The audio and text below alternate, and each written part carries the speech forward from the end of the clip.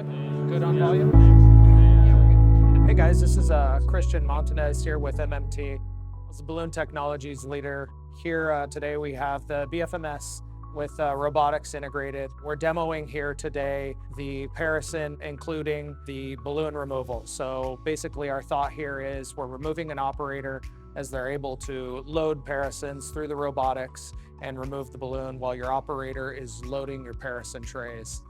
As we dry run here, we're simulating the balloon removal post-process. We will now leave it in a tray where an operator can go and do 100% visual inspection on finished balloons. And now our robotic system will go identify next 𝐸 for run. So it is inspecting slots, looking for the next 𝐸 where it will pick and feed.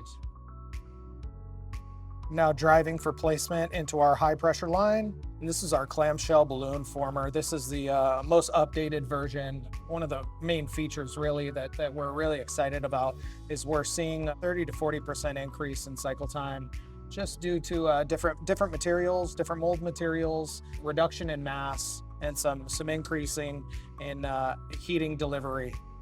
One of the great features of this machine is quick change tooling. So I'll show you here real quick. So we're gonna go unlock heat cool block.